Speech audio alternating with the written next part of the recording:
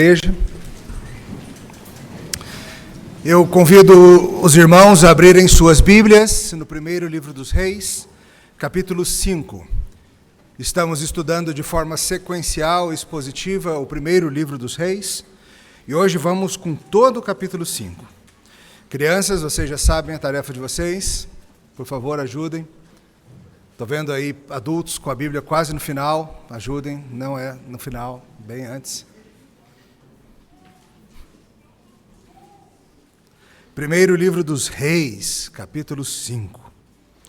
No último domingo ouvimos sobre a sabedoria de Salomão. Foi tão interessante. Vamos ver agora essa sabedoria em ação, mais uma vez. Peço sua atenção para a leitura da palavra do Senhor. Assim diz a Escritura. Enviou também Hirão, rei de Tiro, os seus servos a Salomão, porque ouvira que ungiram a Salomão rei em lugar de seu pai, pois Hirão sempre fora amigo de Davi. Então Salomão enviou mensageiros a Hirão, dizendo: Bem sabes que Davi, meu pai, não pôde edificar uma casa ao nome do Senhor, seu Deus, por causa das guerras com que o envolveram os seus inimigos, até que o Senhor lhes pôs debaixo dos pés. Porém, a mim, o Senhor, meu Deus, me tem dado descanso de todos os lados. Não há nem inimigo, nem adversidade alguma. Pelo que intento edificar uma casa ao nome do Senhor, meu Deus, como falou o Senhor a Davi, meu pai, dizendo: Teu filho, que porém teu lugar no teu trono, esse edificará uma casa ao meu nome. Dá ordem, pois, que do Líbano me cortem cedros. Os meus servos estarão com os teus servos. Eu te pagarei o salário destes, segundo determinares, porque bem sabes que entre o meu povo não há quem saiba cortar a madeira como os sidônios. Ouvindo Hirão as palavras de Salomão, muito se alegrou e disse: Bendito seja hoje o Senhor, que deu a Davi um filho sábio sobre este grande povo. Enviou Hirão mensageiros a Salomão, dizendo: Ouvi o que mandaste dizer? Farei toda a tua vontade acerca da madeira do cedro e do cipreste. Os meus servos as levarão desde o Líbano até o mar, e eu as farei conduzir em jangadas pelo mar até o lugar que me designares, e ali as desamarrarei, e tu as receberás. Tu também farás a minha vontade, dando provisões à minha casa. Assim deu Hirão a Salomão madeira de cedro e madeira de cipreste, segundo este queria. E Salomão deu a Hirão 20.000 coros de trigo para sustento da sua casa e 20.000 coros de azeite batido, e o fazia de ano em ano. Deu o Senhor sabedoria a Salomão, como lhe havia prometido. Havia paz entre Hirão e Salomão, e fizeram ambos entre si aliança. Formou o rei Salomão uma leva de trabalhadores dentre todo Israel, e se compunha de 30.000 homens, e os enviava ao Líbano alternadamente, 10.000 por mês. Um mês estavam no Líbano, 2 meses cada um em sua casa, e Adonirão dirigia a leva. Tinha também Salomão 70.000 que levavam as cargas, e 80.000 que talhavam pedras nas montanhas. Afora os chefes oficiais de Salomão, em número de 3.300, que dirigiam a obra e davam ordens ao povo que a executava. Mandou o rei que trouxessem pedras grandes e pedras preciosas e pedras lavradas para fundarem a casa. Lavravam-nas os edificadores de Salomão e os de Hirão e os giblitas, e preparavam a madeira e as pedras para se edificar a casa. Até aqui a palavra de Deus. Oremos.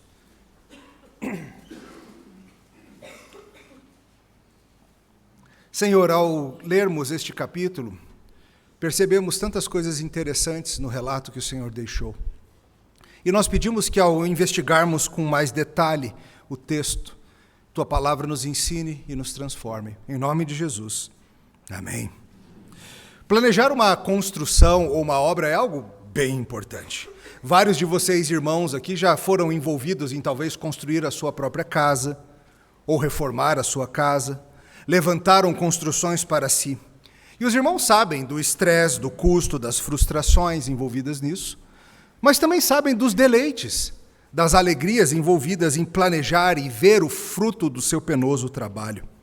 Eu lembro no início dos anos 90, quando meus pais fizeram reforma no apartamento, que a gente morava na época, e foi um tempo de reforma que a gente morou fora de lá e tal. E eu lembro um dia que eu e meu irmão Tércio descobrimos que obra envolvia quebrar um monte de coisa. A gente ficou fascinado com aquilo. E a gente pediu e falou: Mãe, pai, deixa a gente ir lá um dia para ajudar os pedreiros a quebrar tudo. Eu acho que as normas de segurança naquele tempo eram um pouco diferentes, pois nos foi concedido. Um dia, belo, fomos lá, eu e Tércio, e ajudamos de marreta em punho a quebrar tudo que a gente via pela frente. Azulejo, tijolo. Gente, que dia bom! Que dia gostoso. Eu acho que hoje as crianças não têm mais esses privilégios como a gente tinha, mas essa ideia de que você está preparando algo, de que você está fazendo algo, de que você tem uma visão, um sonho de como as coisas vão ficar depois de todo esse esforço.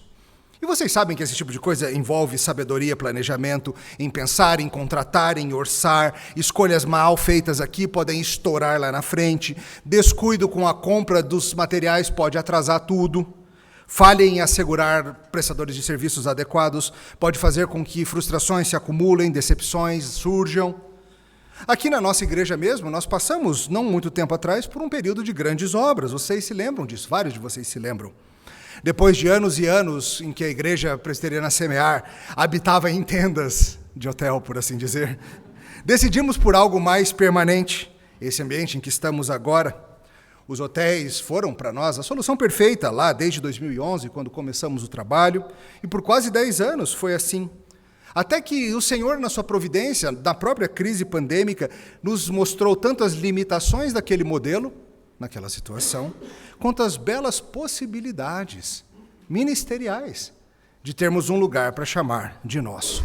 Vários de vocês sabem, aqui esse ambiente era a Secretaria de Fazenda do Distrito Federal, como os pastores são lembrados todas as semanas, com alguém batendo na porta e perguntando se não é mais aqui. Mas essa turma foi toda para o home office naquela época, o imóvel foi devolvido e nós vimos a oportunidade. Vários irmãos envolvidos do conselho, da junta e outros que vieram pensar junto, pensamos, orçamos, medimos, projetamos e viemos. Aqui tudo era um ambiente só, não tinha essas separações todas que temos atrás da gente. E os nossos artistas da arquitetura se puseram a trabalhar e pensaram em como repartir esse espaço e fazer algo maravilhoso, pensando em ministério. Pensando em cultuar, pensando em ensinar, pensando em ter um lugar para os pastores receberem as pessoas, prepararem os seus sermões. Tudo sendo pensado, a estrutura de ar-condicionado, o mobiliário envolvido, fizemos uma campanha para a compra dessas cadeiras, vários de vocês se lembram disso. A decoração envolvida, as instalações de som, de ar-condicionado, tudo isso, tentando seguir o que Jesus Cristo falou em Lucas 14, sobre cuidado para não começar a construir sem ter como terminar. E a gente está sempre olhando e pensando formas de melhorar isso, melhorar aquilo, fazer um upgrade numa sala, ou seja o que for. E haja sabedoria para isso. Muitas vezes nós nos vemos em dilemas. Fazemos isso ou fazemos aquilo? O dinheiro vai para pôr o ar-condicionado numa sala extra ou para resolver esse problema de mobiliário?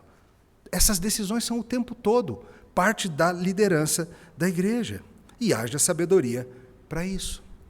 Mas uma pergunta que tem que estar atrás de o que faremos é: qual o nosso grande objetivo nisso tudo?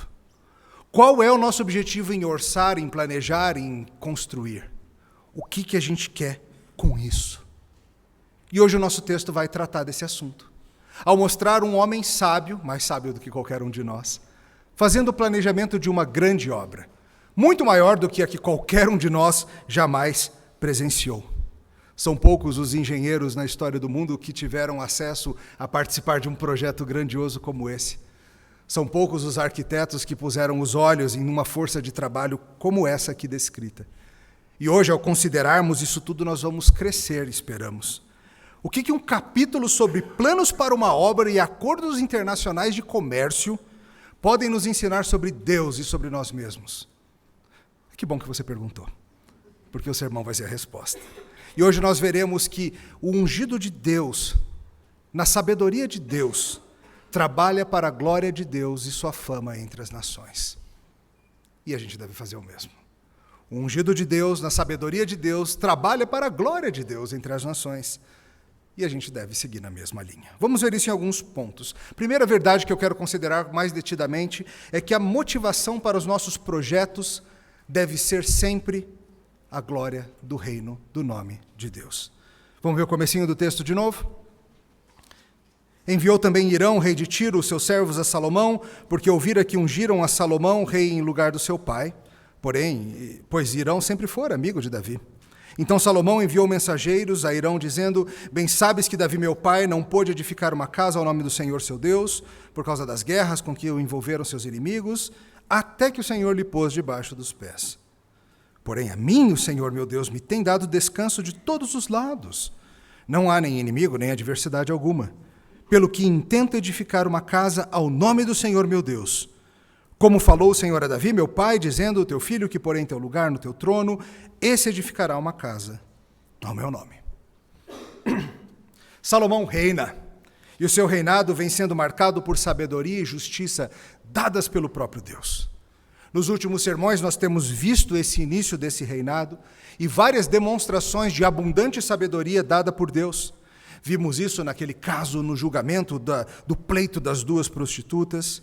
Vimos a sua sabedoria em organizar o reino em subdivisões administrativas.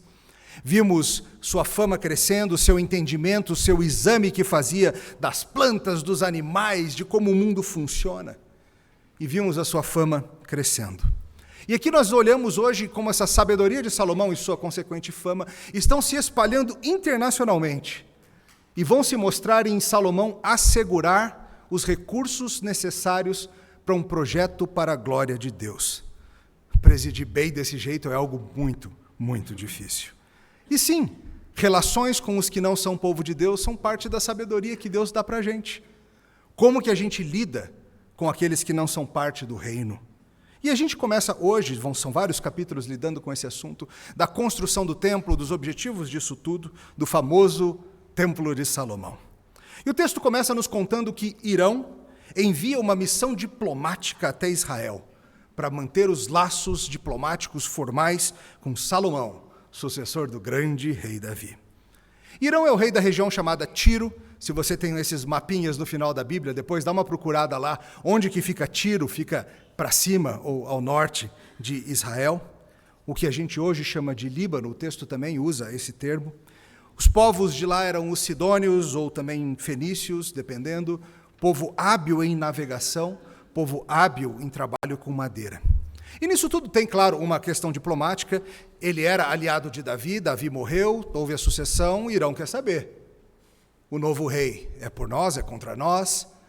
Esses tempos sempre havia a possibilidade de intervenções militares, de repente, vai saber que esse novo rei de Israel vai marchar sobre nossos territórios. Sempre que novos governantes assumem, há essas conversas, há esse desejo de entender onde estamos agora. Ele queria manter esses laços, pois seria bom para todo mundo. Aliás, entenda isso, este mundo é beneficiado por estar em bons termos com o povo de Deus. Porque se nós somos, como Jesus descreveu, o sal da terra e a luz do mundo, associações conosco deveriam trazer proveito para aqueles que são deste mundo. Por vezes, vizinhos descrentes percebem que é muito bom ser vizinhos de cristãos, quando nos portamos bem, buscamos o bem do condomínio e não apenas o nosso. Funcionários descrentes, por vezes, percebem que seus colegas de trabalho cristãos têm uma bela ética de trabalho, são confiáveis, levam a sério, são pontuais, são gente amável de tratar e não gente difícil. E Salomão logo nota nessa aproximação diplomática, na sua sabedoria, ele nota a possibilidade de dar início a um projeto que habitava no seu coração, a construção do templo ao Senhor, seu Deus. Ele envia mensageiros a este rei pagão do norte, explicando o seu projeto. E ele fala que havia sido algo que tinha sido sonhado pelo seu pai, Davi, mas que Deus não deixou que acontecesse. Nós lemos sobre isso hoje em 2 Samuel 7, não? Davi um dia está lá, pensando na sua casa bonita e pensando, puxa vida, eu tenho casa, mas para o Senhor eu não fiz nada ainda. Só tenho tabernáculo, é o que ele diz sobre habitar em tendas. Acho que chegou a hora de eu fazer uma casa bonita para Deus. Depois de vários ocorridos, o profeta Natã fala em nome do Senhor e fala assim, Davi, você quer construir uma casa para mim? Eu que vou construir uma casa para você. Você foi homem de guerra, suas mãos têm sangue, os inimigos estão aí ainda. Não vai ser você que vai fazer a minha casa. Vai ser teu filho. Vai ser aquele que vai vir depois de você. Ele vai edificar essa casa. E chegou o dia. O filho de Davi, Salomão, entende isso, diz isso para o rei pagão e fala, eu tenho um projeto, eu vou construir uma casa, um templo para Yahvé, porque foi o que ele falou para o meu pai que eu iria fazer, e é o que eu vou cumprir. Esse assunto, queridos, ele é importantíssimo. A construção do templo é algo marcante na história da redenção do povo do Senhor. Nós vamos falar muito sobre esse templo ainda nos próximos sermões. Mas vale notar que Davi, embora não autorizado a construir o próprio templo, ele começou a assegurar alguns suprimentos, alguns materiais. Se você ler depois em 1 Crônicas 28, a partir do verso 11, depois dá uma lida, a gente não vai abrir agora, mas você vai ver que Davi, embora Deus não tenha permitido que ele fizesse o templo, Deus permitiu que ele começasse a juntar alguns recursos para quando chegasse a hora. Mas Davi não teve esse privilégio. Davi fora um homem de guerra e Deus não queria que fosse ele. E é interessante porque a gente olha e fala, mas por que não, Deus? Davi te ama, o coração dele é do Senhor, como o Senhor fala tanto. Por que o Senhor permitiu que ele tivesse tantas vitórias militares, tantos feitos memoráveis, mas não construir o templo? Por que Deus fez isso? Ele fala sobre ser um homem de guerra, mas em última instância, por que Deus quis assim? Por vezes nós, irmãos, sonhamos em fazer coisas para a glória de Deus, com as boas motivações, mas Deus nos limita. É meio estranho, às vezes. Nós podemos ter as motivações corretas, os objetivos santos, os recursos em mãos, e Deus fala, não vou fazer prosperar. Não na sua mão, vai ser com outro. É a soberania maravilhosa dele. Como Paulo falou aos Coríntios, às vezes um joga semente, outro rega e outro colhe. Davi queria ter sido quem construiu, Deus falou, não. E agora chegou o tempo propício para isso. Talvez o Senhor não quisesse que essa construção acontecesse em meios de tempos de guerra, com inimigos entrando e toda essa confusão. Talvez ele quisesse uma nação focada nesse objetivo. E Salomão fala, chegou o tempo de paz, nenhum inimigo ameaça nossas fronteiras, tudo está bom e vamos em frente. E eu quero que você veja muito claramente que Salomão está tendo em vista a missão colocada por Deus e a glória de Deus nisso tudo. O grande Philip Ryken explica assim, ele não construiu o templo por razões políticas, com a esperança de unificar as 12 tribos. Ele não construiu o templo por razões financeiras, pensando que um projeto dessa magnitude fortaleceria a economia de Israel. Não construiu por razões pessoais, com a intenção de construir algo que perpetuaria sua fama, trazendo glória ao seu próprio nome. Não. Salomão construiu o templo pela melhor de todas as razões, para a fama do nome do Senhor, seu Deus. E esse zelo pela glória de Deus é o que é marcante no coração desse homem nesse momento, e ainda mais no coração de outro filho de Davi. Quando veio à terra aquele que se descreveu como alguém maior do que Salomão, o filho que constrói para o pai uma casa, ele sempre fala em trabalhar para a glória dele. Os evangelhos estão cheios de exemplos de Jesus Cristo apontando para a glória daquele que o enviou. Vou ler apenas 2 para vocês. Lá em João 7, por exemplo, o Senhor Jesus diz, quem fala por si mesmo está procurando a sua própria glória, mas o que procura a glória de quem o enviou, esse é verdadeiro e não há nele injustiça. Jesus Cristo veio para glorificar o nome do Pai. Em João 12, 27, outro momento, ele diz, agora está angustiada a minha alma, que direi eu, Pai, salva-me desta hora? Mas precisamente com este propósito vim, para esta hora.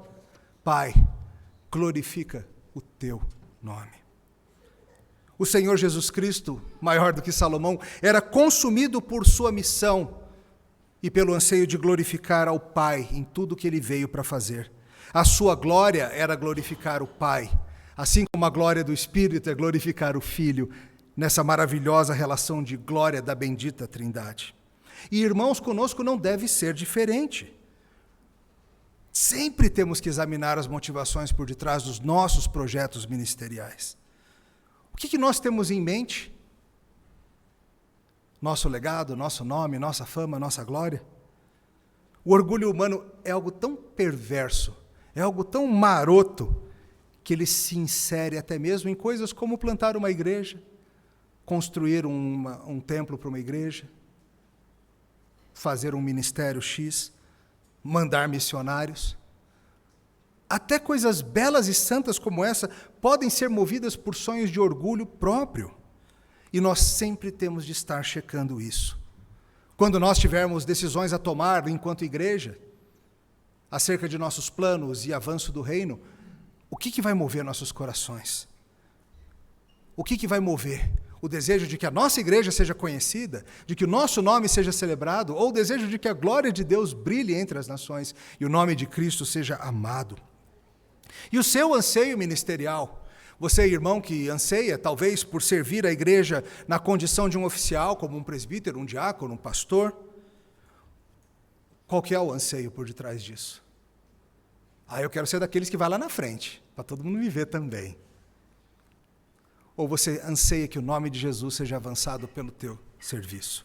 O que move o nosso envio de missionários para o globo, nosso uso de recursos, nosso preparo de gente, todo o desgaste e cansaço que vem com isso? O que move o nosso ministério, irmãos? Salomão queria fazer essa obra grandiosa para a glória de Deus, porque foi algo que Deus disse que queria feito para ele. E com a gente não pode ser diferente. Quantos e quantos templos foram construídos nesse país ou nesse mundo pelo orgulho de uma igreja que queria ser vista como a referência da cidade, pelo orgulho de pastores que queriam deixar um legado para o nome deles, denominações que sonham em ser reconhecidas como de vanguarda, ou seja o que for, e não o anseio de servir a Deus. Nosso coração é enganoso. A gente sempre tem que estar checando esse maroto. Esse é o nosso primeiro ponto. A motivação deve ser a glória de Deus. A segunda verdade que o texto nos traz é que Deus nos dá sabedoria para o ministério, e sem ela nós vamos fazer bobagem. Não adianta só ter a motivação certa, temos que estar equipados com a sabedoria para a execução. Eu não vou ler todos os versículos de novo, apenas lembrando algumas coisas aqui. Olha, por exemplo, verso 6. Dá ordem, pois, que do Líbano me cortem cedros, os meus servos estarão com os teus servos, eu te pagarei o salário deste segundo determinares, porque bem sabes que entre o meu povo não há quem saiba cortar a madeira como os sidônios. E aí tem uma troca de mensagens, depois vamos ali para o verso 12. Deu o Senhor sabedoria a Salomão. Veja que tudo aí é sabedoria divina, como lhe havia prometido. E havia paz entre Irão e Salomão, e fizeram ambos entre si aliança. Formou o Senhor uma leva de trabalhadores dentre todo Israel, 30.000 homens, e os enviava ao Líbano alternadamente, 10.000 por mês, um mês estava no Líbano, 2 meses em casa, e Adonirão dirigia a leva. O texto nos explica que Salomão fez essa proposta comercial internacional para o rei dos Sidônios. Ele precisa da melhor madeira para construir a casa ao Senhor. Ele precisa dos maravilhosos e famosos cedros do Líbano e também os ciprestes. Por vezes este mundo tem recursos que nós, o reino de Deus, não temos. É assim mesmo. Mas não adianta só a matéria-prima, adianta? Ele precisa do know-how dos trabalhadores de Tiro. Os judeus não sabem trabalhar madeira como os sidônios. E quem sabe? E o pedido é esse. Mande, por favor, a madeira, quero a sua madeira, e eu mando trabalhadores, e eu pagarei os salários dos seus mestres, para que eles ensinem e liderem tudo. Vamos fazer um acordo justo. Eu entendo que se eu só mandar os meus funcionários não vai dar certo. E Irão faz uma contraproposta generosa, nem se preocupe, deixa comigo. Pode mandar o pessoal aqui para trabalhar, mas deixa comigo, eu vou cuidar de tudo. A madeira que cortar, eu mesmo mando para você. Eu vou botar em jangadas que vão descer pelo mar até vocês. Depois olha o mapa. Tem um mar ali, a gente chama ele de Mediterrâneo. Eles chamam de um mar, né? Não um Mediterrâneo. Mas vamos descer essa madeira toda pelo mar até vocês, e até onde você disser, e pega a madeira, e assim fica tudo bem. Olha que cena linda. Lá do norte, embarcações diversas, cheias da melhor madeira de cedro e cipreste libanês, descendo em direção à terra prometida. E ele fala, eu, por contrapartida, preciso do seu apoio com pagamento em forma de suprimentos alimentares, trigo e azeite. Provavelmente coisas que eram difíceis de cultivar na região onde eles moravam. Um acordo comercial feito com justiça e cumprido com a integridade. E veja que nisso tudo houve também uma organização bem pensada, e o texto faz questão de dizer, essa organização do trabalho foi feita com a sabedoria dada por Deus. Ele enviaria 30 mil homens para o Líbano para cuidar dessa questão da madeira, sendo que haveria um revezamento. 10 mil trabalhando e os outros descansando, e aí ia trocando. 1 mês lá, 2 meses em casa. É interessante porque várias profissões têm esse tipo de revezamento, né? 24 por 72 horas, alguns empregos têm isso. Policiais, bombeiros e outros plantonistas têm algo nessa linha. O pessoal que trabalha embarcado em plataformas de petróleo também tem algo assim, não tem? Passa não sei quantas semanas lá na plataforma, longe de tudo, e aí volta. E eles eram comandados por um homem chamado Adonirão. Ele era o responsável por chamar a turma e falar, está na hora da troca. Aí Adonirão chamava e eles falavam para a esposa, não posso ficar nem mais 1 minuto com você. Porque Adonirão falou que está na hora, sinto muito amor. Mas não pode ser, tem que ir lá para o Líbano cortar madeira. E iam trabalhar. E o texto nos diz que, além desses, tinha gente fazendo outras funções. Tinha gente trabalhando na extração de pedras, um templo precisa de muita pedra. Pedras preciosas, porque vão haver algumas decorações belas. Tem gente levando o alimento para o Líbano, afinal tem a contraparte, que é levar essa comida toda. Nós estamos falando de uma organização, uma força de trabalho de centenas de milhares de homens, organizados pela sábia instrução e direção do ungido do Senhor. Isso tudo deve nos ensinar algo sobre como sabedoria funciona, irmãos. Sabedoria tem a ver com questões morais, como já vimos exemplos. Mas sabedoria, falamos disso também na divisão da terra, tem a ver com isso, com organizar bem os recursos, com usar bem as coisas que Deus coloca em nossas mãos. E usar com justiça e honestidade. Sabedoria não é malandragem. Às vezes a gente confunde essas coisas, particularmente no contexto brasileiro. Ei, o bicho é safo, hein? Foi lá, fez um acordo, arrancou tudo do outro. Isso não é sabedoria, isso é malandragem. Sabedoria envolve justiça, bom proceder.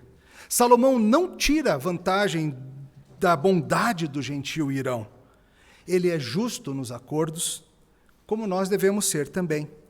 Um povo que é reconhecido como gente que valoriza o serviço que os descrentes fazem. Veja, quando o Senhor Jesus, em sua sabedoria, leva adiante a sua própria missão, ele também lidava corretamente com todos, não? Os líderes judaicos ficavam incomodados com ele, queriam inventar boatos a seu respeito, mas, no final das contas, os ímpios não tinham nada concreto com o que acusaram Jesus. Tinham? Nunca. Passou cheque borrachudo. Emitiu nota fria. Não cumpriu um prazo. Não, ele é Jesus Cristo. Sua palavra é sim, sim e não, não. Mesmo Pôncio Pilatos sabia que não tinha crime nenhum. Não havia nele qualquer erro, não havia nada do que condená-lo. Aquele homem foi sábio, mais que Salomão ainda, em lidar com recursos, em treinar e utilizar seus discípulos, em cuidar de tudo para que o foco não se perdesse. Às vezes os discípulos queriam perder o foco. Manda fogo naquela turma, faz não sei o quê, vamos lá porque tem mais gente para curar. E Jesus, calma, não é para isso que eu vim. Jesus nunca perdia o foco da sua missão e organizava tudo que tinha em suas mãos assim. Alguns anos de ministério terreno, mostrando seu poder, provando ser o Messias, ensinando, indo até a cruz, rumo à morte, de onde voltou ao 3º dia. E desde então a sua igreja vem crescendo como aquela sementinha de mostarda que brotou. E a gente está falando de muito mais do que 100 mil trabalhadores, não está? Esse reino que está se espalhando pela terra de uma maneira gloriosa, envolve uma multidão que não dá para pôr número nela. De gente que, sob o comando de Jesus Cristo, está fazendo discípulos de todas as nações. Irmãos, nos nossos próprios projetos de edificação do reino, além da boa motivação para a glória de Deus, nós devemos buscar sabedoria divina para lidar com os recursos, sabendo que foram dados pelo próprio Deus, e fazê-lo com inteireza de coração, com integridade, honestidade, justiça, transparência. Na triste realidade de hoje, muitos crentes são conhecidos como caloteiros, aproveitadores, igrejas levam fama de costurarem acordos políticos ímpios para ganharem lote, para isso, para aquilo. Igrejas têm má fama e nome sujo, CNPJ sujo, notas frias, subornos e etc. Não. Os projetos de construção do reino de Deus devem ser procurados com lisura, com honestidade, com óbvia e evidente propriedade, e tratando com justiça os descrentes que fazem aliança conosco. Sim, note ainda que no reino de Deus há coisas que são de tijolo e cimento. Às vezes as pessoas dizem assim, o reino de Deus não é feito de tijolo, cimento e coisas assim. De certa forma é. E não apenas no Antigo Testamento. Nós falamos sobre isso alguns sermões atrás, sobre como, para que a videira cresça, é importante que haja uma treliça, uma espécie de uma estrutura na qual ela se apoia. E sim, parte do reino de Deus envolve essas coisas, envolve construir, reformar, preparar um ambiente para que os irmãos possam vir adorar e ouvir a palavra, e trazer visitantes para serem evangelizados pela palavra, e tudo que vem com isso. E nós, igrejas, precisamos de muita sabedoria para isso. Como que a gente vai lidar com esses recursos? Como investir a arrecadação que Deus nos deu através dos irmãos? Vamos comprar um terreno? Vamos construir? Ou vamos alugar? Vamos plantar várias igrejas? Ou vamos investir num espaço maior? Vamos usar esse dinheiro para fazer o que exatamente? Quanto do orçamento arrecadado vai ser investido no trabalho local?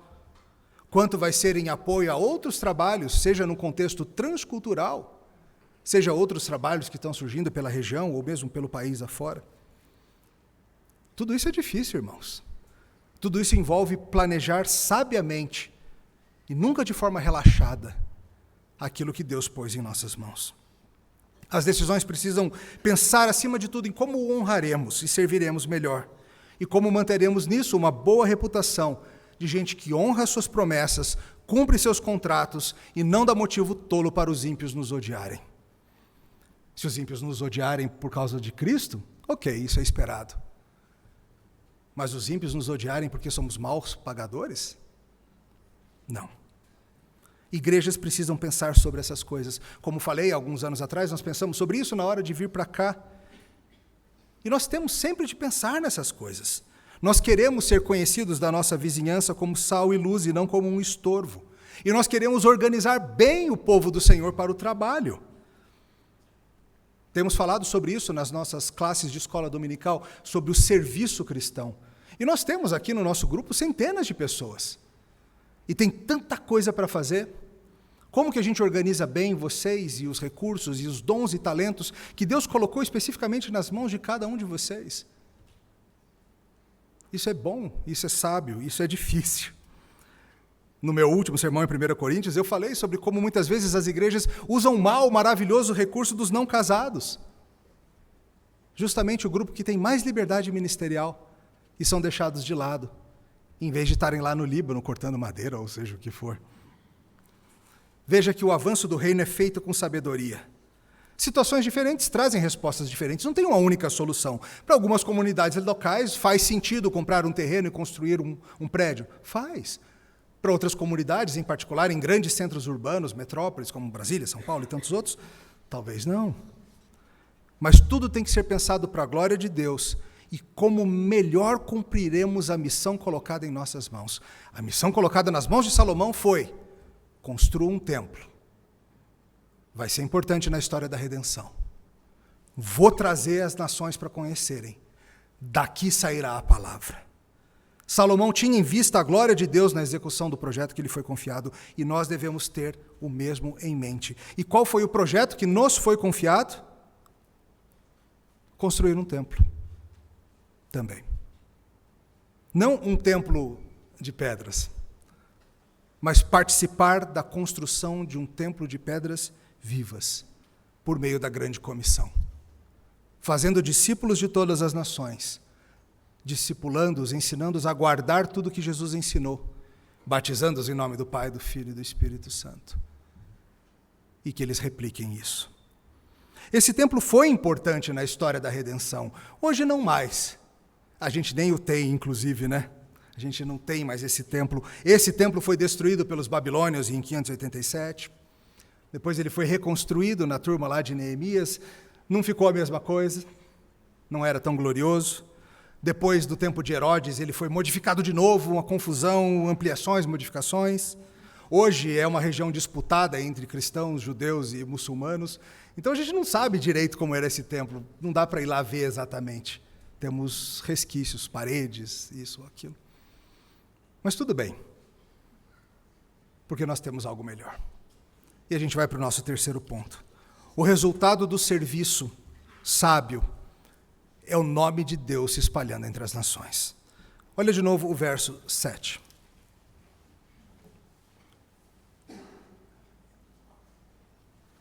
Ouvindo Irão as palavras de Salomão, muito se alegrou e disse, diz o rei pagão, bendito seja Yahvé, bendito seja o Senhor de Israel, que deu a Davi um filho sábio sobre este grande povo.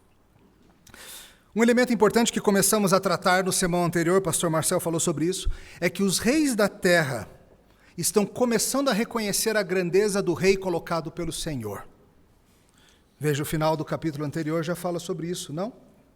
Veja só que interessante. Se você lê como sem tivesse pausas de capítulos, olha, de todos os povos vinha gente a ouvir a sabedoria de Salomão, e também enviados de todos os reis da terra, que tinham ouvido da sabedoria. Enviou também Irão, rei de Tiro, seus servos.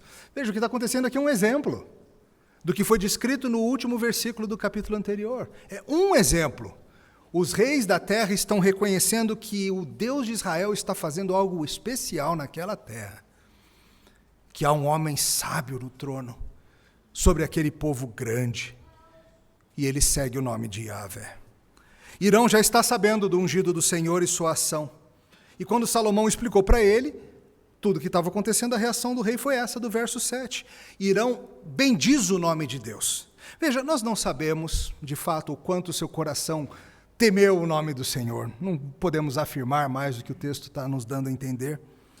Talvez seja algo meio da boca para fora, até protocolar, sabe? Mas, ao mesmo tempo, o que ele ganha com isso? Irão está sendo mais prestativo do que precisava nisso tudo, não é verdade?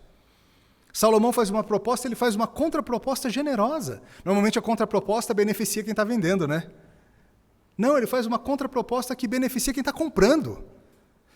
Parece que o coração de Irão está, de fato, animado em participar da construção do templo de Yahvé. Seu coração reconhece que bendito seja o Senhor. Esse Deus de Israel aí, eu vou dizer para vocês, ele é diferente. Engraçado, às vezes descrentes falam isso sobre o nosso Deus. Às vezes descrentes que não amam a Jesus Cristo, mas falam e reconhecem. Vocês, crentes, vocês têm umas coisas diferentes, boas.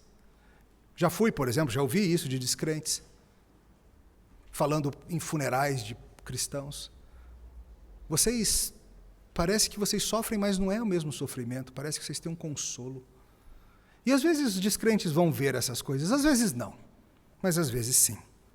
Irão adora o Senhor, ele parece animado, ele vai enviar madeira, ele quer de alguma forma participar dessa obra aí. Salmo 72, na oração de Salomão, ele havia dito sobre o rei: paguem-lhe tributos os reis de Tarsis e das ilhas, os reis de Sabá e Sebá lhe ofereçam presentes. E todos os reis se prostrem perante ele, e as nações o sirvam.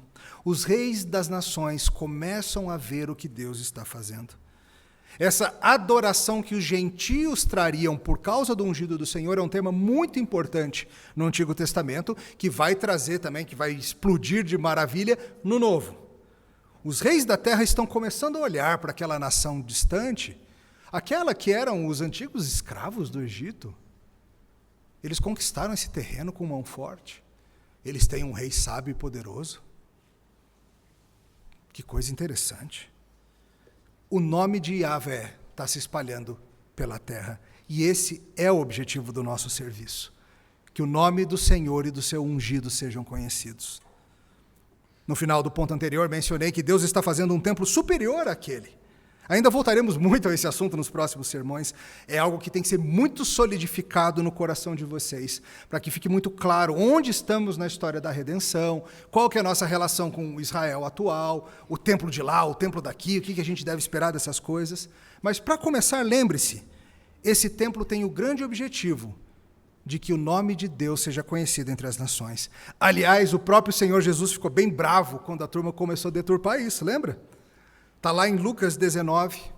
O povo começou a corromper o templo, já a nova versão disso que foi feito aqui, e transformá-lo numa espécie de casa de vendas e um covil de salteadores. Jesus não gostou nem um pouco disso.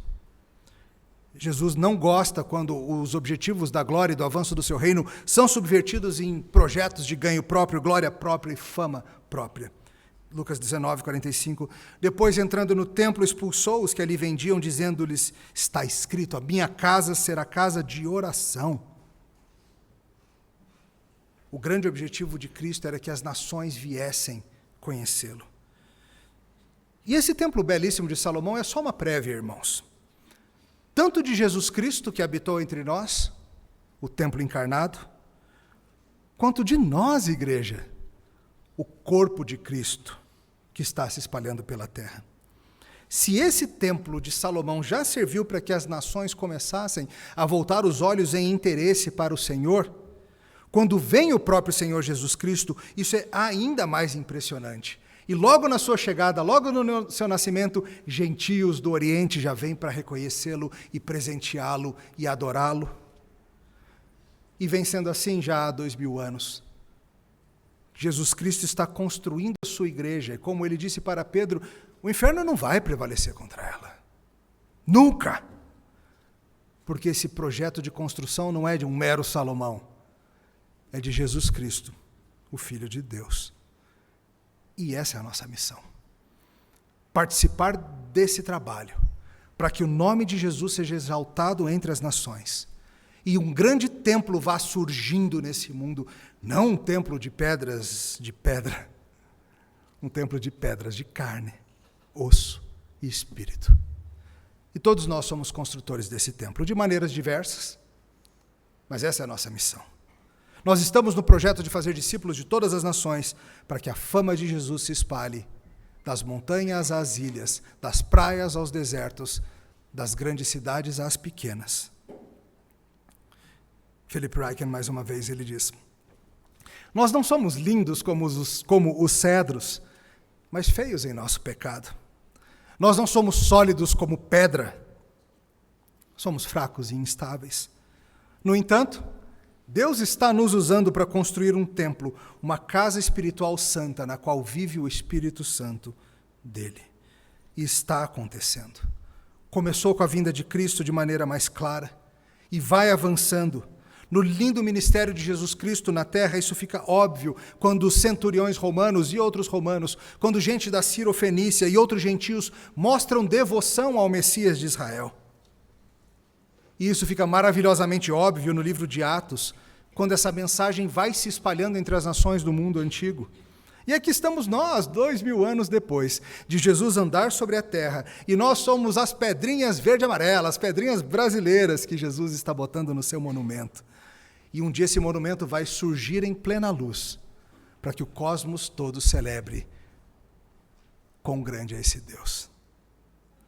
Como diz Dale Davis, a escatologia é o que impulsiona o ministério.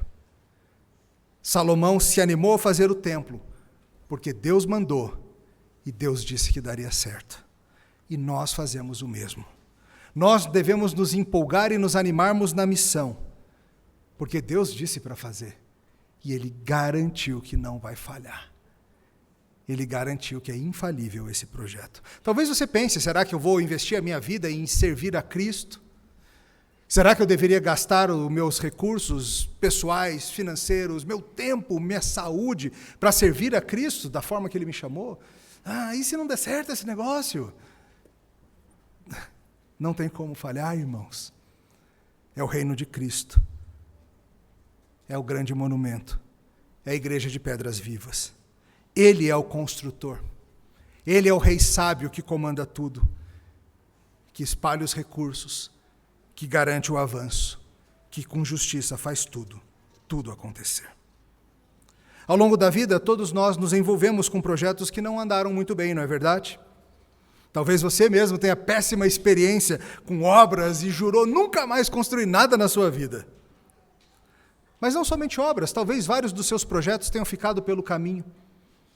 planos de aprender uma língua estrangeira, de fazer um curso, de passar num concurso, de tentar tal carreira, coisas que viraram fumaça na sua mão. Na providência de Deus, muitos dos nossos planos são recorrentemente frustrados. E por isso o meu chamado a você hoje, meu irmão. Seja você alguém que sobe em púlpitos e prega. Seja você alguém que corta madeira longe. Seja você alguém que leva comida. Seja qual for a tua porção nesse reino. Mas que você invista o seu coração na obra do reino de Deus. Para a glória do nome dele. Para o cumprimento dessa missão. Para que Cristo seja cada vez mais amado. Oremos. Senhor, nós te louvamos por esse reino que não terá fim. Te louvamos pela sabedoria que o Senhor deu a Salomão naquele tempo, tão impressionante aos nossos olhos. E nós te louvamos porque hoje quem reina é alguém ainda maior que ele, nosso Senhor Jesus. Reconhecemos, Senhor, que por vezes nossos projetos têm objetivos que não este objetivo grande, da glória do teu nome, do avanço do teu reino. Muda nossos corações, transforma nosso foco. Dá-nos, Senhor, sabedoria enquanto indivíduos, enquanto famílias, enquanto igreja local, como denominação. Dá-nos, Senhor, sabedoria para que os recursos, para que o tempo, para que as pessoas sejam direcionados sempre para a glória do teu nome e o cumprimento da missão. Em nome de Jesus oramos. Amém. Convido os irmãos a cantarmos em resposta.